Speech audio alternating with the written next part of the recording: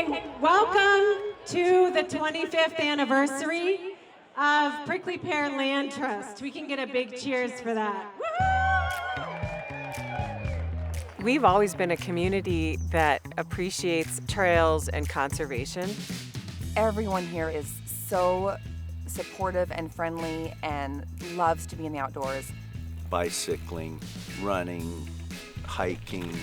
All you have to do is drive by any of the trailheads any time of day or night and see all the cars that are parked there. In whatever way you define it, even just looking at nature, connecting land and people has always been at the core of who Prickly Pear Land Trust is. And today, thanks to the work of Prickly Pear over the last 25 years, our state capitol dome is now framed in lands that will always represent that.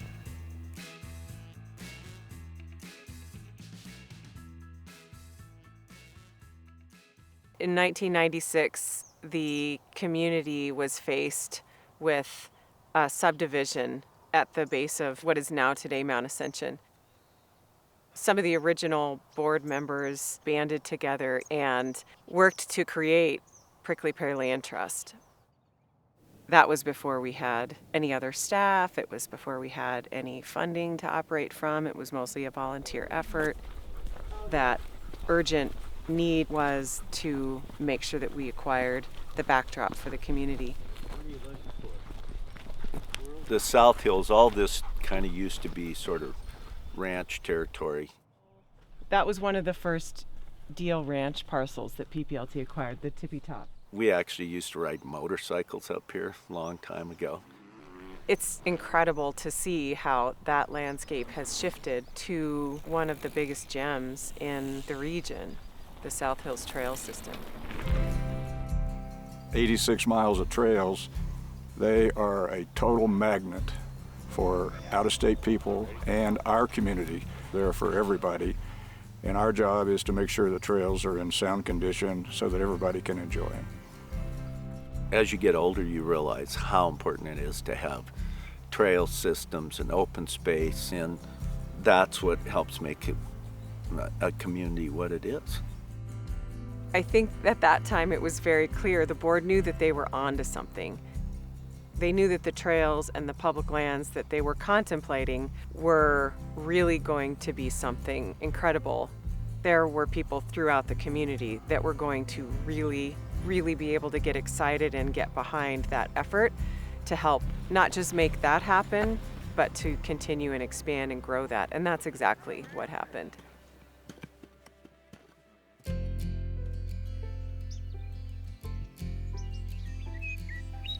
There were other land trusts that had already been established in the state that were doing conservation easements, so we knew we were going to end up there. Those projects are really what kind of ties together our area with the rest of the state. And building partnerships with the agricultural community and the families in it is and always has been paramount to connecting people and land in a different way.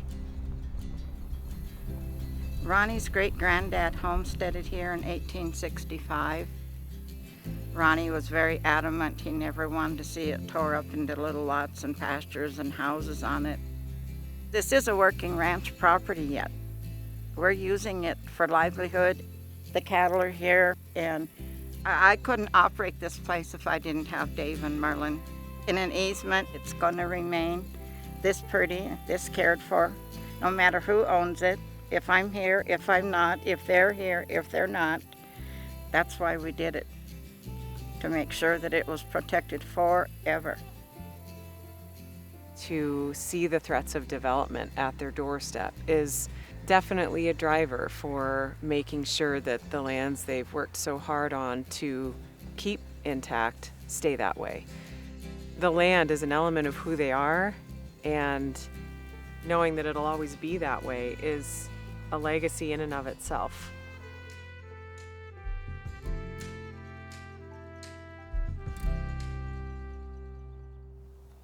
The valley in the last 25 years has really filled in. In 2015, it became really clear that we were going to need to connect with people in other parts of the community, specifically down in the valley bottoms. 10 Mile Creek Park was the perfect example of that. I've seen Helena grow a lot. Growing up, it was, Mount Helena with the 1906 trail. We've got now this trail system out here, the 10 Mile Creek, that the National Guard is doing their drills on. We're using it for therapy for PTSD for our veterans. We're using it for therapy for cardiac rehab. It's just been a really, really great thing for the VA, for our veterans, for the employees. I think that having a trail system out here in the open spaces is so great for the elderly, people that have had any kind of surgery, to have a place that's flat and 5 to 6 miles of it. The mental health side of being in the outdoors, you can't even measure that. It's so important. 7 Mile has kind of a different public benefit. Initially when we acquired that property, we weren't really sure what exactly it would end up being. It turned out to be perhaps one of the best restoration projects that this community might ever see. Water resiliency projects like that, I think we're just barely seeing the beginning of how incredibly valuable they are, not just today, but in the future. 10 Mile and 7 Mile were really incredible flagship projects. We learned so many things that are directly applicable to what either will or won't work in East Helena for the Greenway project. The Greenway project is land that was formerly the Asarco site. Most of the people in East Helena had some connection to someone who worked there. That project consists today of 322 acres that Prickly Pear acquired to work with the community and develop trails and public access in a way that would highlight the history, but also help envision a future. There is a component of land protection, there's a component of stream restoration, there's a huge component of community education. We are just an avenue to help them along in that journey. This project has been a labor of love, and if it wasn't a labor of love to get this Greenway project through, it never would have happened. This is just a great way to take a little town that had some environmental issues, turn it upside down and make it a place where people really want to live.